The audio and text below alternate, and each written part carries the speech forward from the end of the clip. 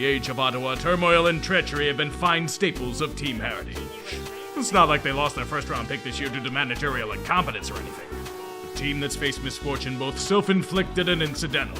The Senators were the epitome of chaos itself in their early years. Shit, it's a miracle they didn't move to begin with. We've gone over their hilarious expansion draft follies in the past. If you hear closely, Ottawa's still apologizing for it. Your team stumbled out of the gate and survived just fine. After that disaster, the 1992 NHL draft was the real test for this new managerial group. The good news, the laptop. They remembered to charge the batteries. Metric gobs of data and planning available with a few clicks. Now Mel Bridgman and his men can execute their greatest plans. It was fucking terrible. To be fair, pretty hard to fuck up the second pick in the draft. That became Alexei Yashin, who'd stay in Russia for the upcoming season. The rest, best not look at it without hazard gear. They did get a few years out of Patrick Traverse in the late 90s, to be fair. The Senators invested heavily in newfound European talents. Men like Tomas Jelinek and Radek Hummer, looked upon to be the uncle and brother of their first-round pick. The only issue was that they were Czechs. These picks were met with Roman Hamrlik in mind. He was taken first overall by the Lightning. If only they had taken Todd Warner as they hoped, the marketing would have been immaculate. Unlike 1992-93, like a wise man said, they were a team. One with a tremendously homoerotic ceremony to rechristen the Civic Center. Frank Finnegan, the last surviving member of the 27 Senators Cup team, would drop the opening face-off. He died 9 months earlier. His son inherited that responsibility. Fortunately for them, they beat hated Montreal against all odds. A 58-year win streak to begin life. Truly redefining excitement. In a total disaster. Perhaps the warning should have been when their rookie camp was dominated by Larry Skinner. He was a 36-year-old reporter who showed up to write a newspaper article about the Sens. To be fair, Larry was a former NHLer with the Colorado Rockies, but still. The rest of their hopes and dreams were stolen like the equipment in their video room. Worse, the thieves let one thing remain. The Senators' game tapes. Even they had a sense of taste. Why would anyone want to watch a paltry $6 million payroll equaling one Mario Lemieux that season? This includes the original Spartacat, who was paid $100,000 per year and a company car. He was quickly terminated from his job due to alleged abusive conduct, among other infractions. Sensing his demise, the mascot absconded with the company car and drove off into the night. They eventually found the car weeks later with a couple of dings and some wear and tear. In New Jersey. The disgraced mascot then sued the Senators, believing the team would have won a cup during his 2-year deal. Too bad for him that wasn't happening. The on-ice highlight, Andrew McBain falling down steps to Chicago's dressing room in full uniform. Either that or when Vincent Pun, a 23-year-old with no hockey experience, showed up to practice one day. Price tag still on some of his gear, he proceeded to give the team a good chuckle for his efforts. Head coach Rick Bowness wasn't all that impressed. No one in Ottawa was with the Sens either. The only glory came in the Yelnats puck, their great quest for the first overall pick that lied within. There was only one option. Tank for great justice. Be record-settingly terrible. One of the worst teams in NHL history. A mere 10 wins on the year. Now they know what surviving the Titanic felt like. Nothing saved them from being roadkill. Not bringing in Mike Bossy as a scoring consultant. Not Peter Sidorkiewicz being their lone all-star representative with 3 wins to that point. Not even Mel Bridgman mangling everything under the sun related to his job. What would be his highlight besides stumbling into Bob Kadelsky? Completely botching waivers on both sides of the equation? Threatening Andrew McBain and Darcy Lowen with the minors if they didn't alter their contracts? Doing nothing at the trade deadline? Or could it have been due to him being at odds with Bonus throughout the year? Turns out telling his assistants they don't know how to coach doesn't work as planned. Most egregiously, their farm system had no upside, and Mel signed nearly everyone in the organization to multi-year deals. Oops. It had only been 1 year, but changes needed to be made. Team ownership declared Mel's job safe after the year, then invited him out to breakfast a few days later. Ottawa did not apologize. Now for their next GM, you'd think they'd bring in someone with experience and savvy? Of course not, it's team CEO Randy Sexton. A man with even less experience than Bridgman as a GM. Somehow less embarrassing than team owner Bruce Firestone popping champagne and celebrating their Yelnats puck to anyone within earshot. Blatantly taking dives, that's a no-no. It got so heated the NHL investigated these claims and came out with a devastating conclusion. The Senators simply sucked. Despite the conclusion, Firestone got fined $100K for his unfiltered comments. They also lost about $2 million on the year, which includes Bridgman's termination. None of that mattered in the end, however. The draft prize would be worth the pain. Alexandre Dig, the next generational superstar of the NHL. A prospect rivaling Lemieux in talent, theirs for a glorious future. And the marketing possibilities! Who could imagine having anything less? He got paid a shit ton out of the draft for a reason. As the great Dig says, no one remembers number 2. The second pick in the 93 draft, some forgettable scrub named Chris Pronger. Plus, Ottawa nabbed an overager in Pavel Demitra in the 9th round, too. Surely they'll utilize his skills fully. But now comes time for 1993-94. Same shit as last year. Great tanking and miserable dog shit thanks to Bridgman signing everyone to multi-year deals. They did have a few Bugattis in the trailer park, however. Alexei Yashin and Alexandre Dig had arrived to put butts in seats. And pray for a new arena. It was the only way they could survive in Ottawa. The Palladium was their answer.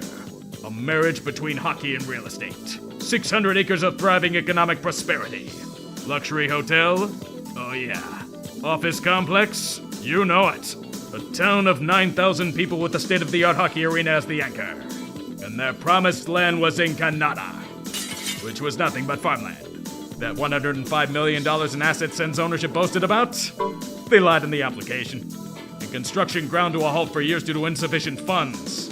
And the Coast Guard having to come out to determine a creek wasn't navigable by canoe. Good news is that the Ontario government approved a lesser proposal. But the team had to pay for required infrastructure and a freeway interchange. Ownership had to go hunting for someone with money. Paul Anka nearly became a partner, but they pissed him off so much that he eventually sued them for $40 million. The man who saved them? Rod Bryden, who would eventually take majority ownership from Bruce Firestone in 1993. He spent most of his time begging people to buy tickets. Did you watch another shitty hockey team with minimal talent and upside? They got 13 more points than last season. Bob Kudelski was a pleasant surprise in Team All-Star rep. Before they traded him for absolutely nothing. Thanks a lot, Randy. 46 players came and went during that campaign, injuries and attrition alike. Few of them were any good. It did get them another high draft pick, but not first overall. Damn expansion teams. The newest prize was Radek Bunk. He was alright. Nothing generational, but a hell of a lot better than what Edmonton took. Boy, would that have been a disaster. 1994-95 wasn't much of anything either. More losing, more high draft picks, more begging fans to show up to games. With a random blip of Steve LaRouche scoring at will. He was never seen in Ottawa again. Stress? Come on, they've got kids to think about. The fortunate thing is that a lockout limited the number of games, which was wonderful for everyone at Ottawa.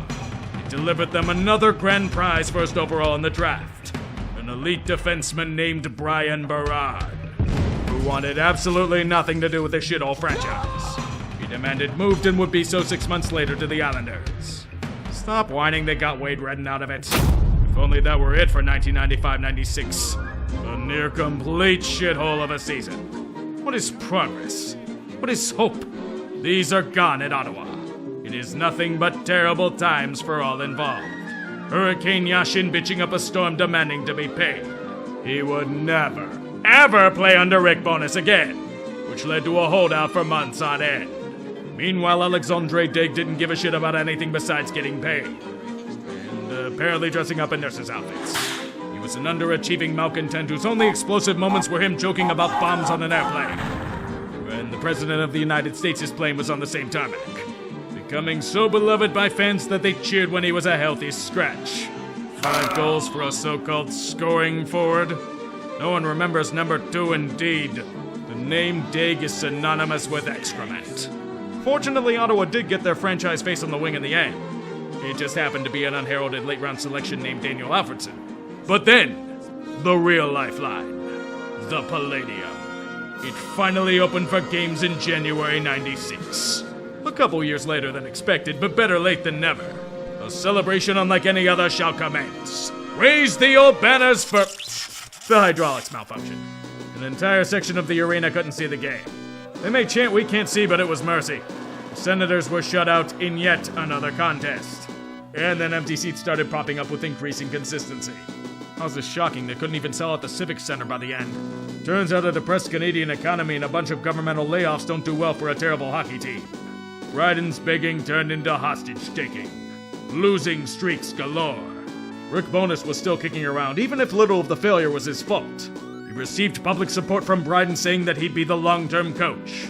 5 days later, he was invited to breakfast. We all know what happens there. For some reason, Randy Sexton wasn't fired at the same time. But the Senators needed a desperate spark. Meet Dave Allison, head coach of their minor league team. If management thought Bowness was awful for that team, oh boy. 2 wins in 25 games, a 9-game losing skid, and he didn't win at home. Time to get in that truck of yours and head home, Sparky. As for Randy Sexton, he'd linger around twiddling his thumbs for a few more weeks after Bowness's canning, until he too was invited to breakfast. Anaheim assistant GM Pierre Gauthier was named the new GM of the Saints. What he walked into, a soap opera featuring a shit show of shit shows. One where Don Beaupre, veteran netminder and current cannon fodder, said that hockey wasn't fun anymore with all the losing.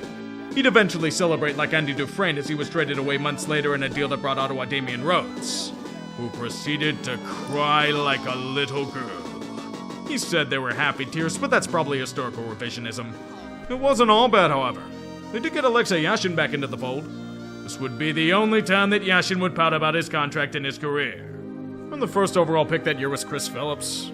He was a pivotal piece of that team for years. Oh, what incredible heritage we have here. The first years of Ottawa in the NHL. They should have apologized more profusely for it. Gauthier and new head coach Jacques Martin had a lot to clean up. And to their credit, they more than did so. 1996-97 was a much stronger season for the Senators. Amazing how the concepts of team structure, concise vision, savvy, forward-thinking moves, and competent leadership can help a team. The Senators were one of the most improved franchises that year. So much so that they finally popped their Stanley Cup playoff cherry, fighting against the Deadly Sabres in a 7-game duel. Surely this is the start of something great. Slides in over the line. And shot. Well, kinda.